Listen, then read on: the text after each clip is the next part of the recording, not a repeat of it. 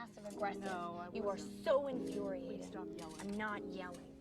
Oh, it's perfect. Do you love it? I recently came across a chat on Instagram ranking the best female directors of all time, and I wasn't too surprised to find that Greta Gerwig was very close to being the best.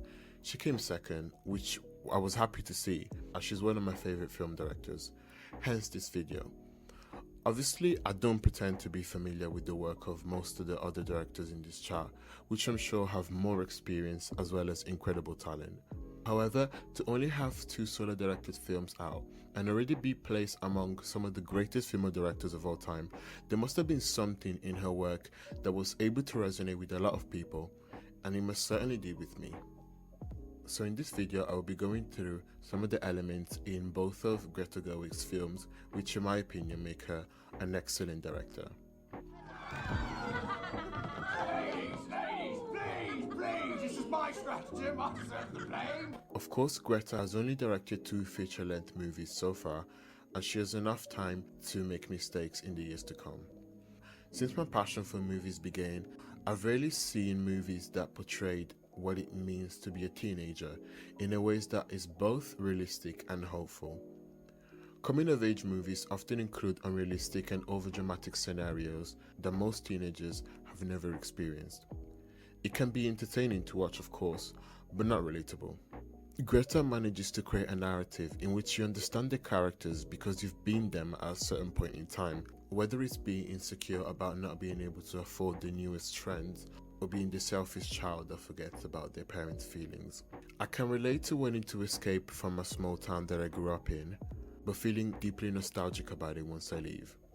However, I cannot see myself in the grandiosity of a lot of films about being a teen.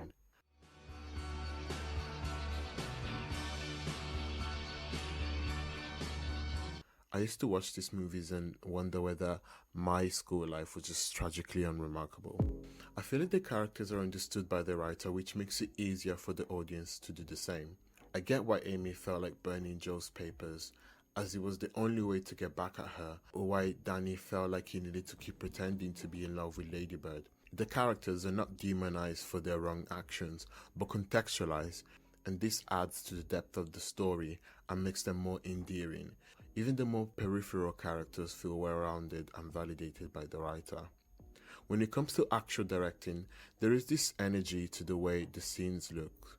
In Little Women, the characters move across the scene and interact with each other in a sort of chaotic harmony, making each shot dynamic in their own way. Part of this is to do with the brilliant casting in both films. However, the chemistry and understanding that the characters exhibit seems to come from an environment that is fostered in the set, which makes the actors comfortable and therefore able to perform at their strongest. I wish that you liked me. Of course I love you. But do you like me? One of the things that I find the most interesting about Gerwig's work is how well she's able to explore very big and important topics such as class struggles and gender politics in simple conversations. She does this throughout Lady Bird. It's clear that Marion, Lady Bird's mother, is suffering at the idea of her daughter growing up and losing her. They have a strong but kind of toxic bond, which is evident throughout the duration of the film. There is even references to Marion's mother being abusive, which would give an insight on why she struggles to connect with her daughter in a healthy way. She's perhaps mad about Lady Bird not being able to appreciate how much work she and her husband put into the family. This shows the realities of working class families, which is not often shown in mainstream coming-of-age films, as they favour depicting the idealistic existence of more well-off kids. And as a woman, there's no way for me to make my own money. And if I had my own money, which I don't, that money would belong to my husband the moment we got married. So don't sit there and tell me that marriage isn't an economic proposition, because it is. It may not be for you, but it most certainly is for me. Greta decided to add scenes on top of the original material, which would provide context to a modern audience for the actions of certain characters. It's easy for us in the 21st century to dismiss Amy or even Aunt March as materialistic and shallow. However, by providing that scene, Greta allows us to imagine what it would actually be like to have to rely on men for financial stability. On the other hand, during Jo's speech with her mother, we see how a modern idea of womanhood is not as easy either. Jo's character might at first resemble the idea of the strong independent woman. However, by allowing her to show weakness and admitting her feelings of loneliness, the director avoids reducing Jo to an easy trope, creating a more three-dimensional character, which does more to liberate women in my opinion, as it takes away the pressure of having to appear strong at all times.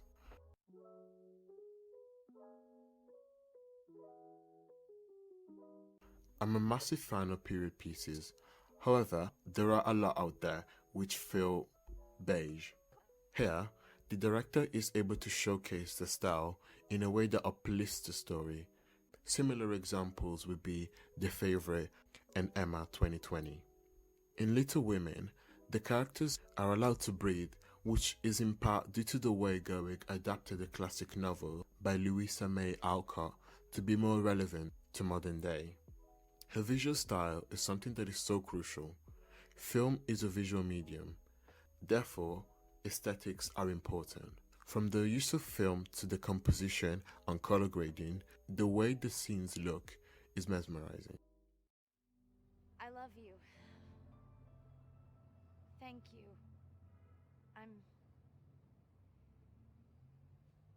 Thank you. In conclusion, I think her presence in the film industry is super refreshing. Although I am speaking as someone who is not an expert on the history of film or the industry, I do feel like her work is unique and it has something to do with the way her personal experiences are mixed in with fiction in order to create something authentic.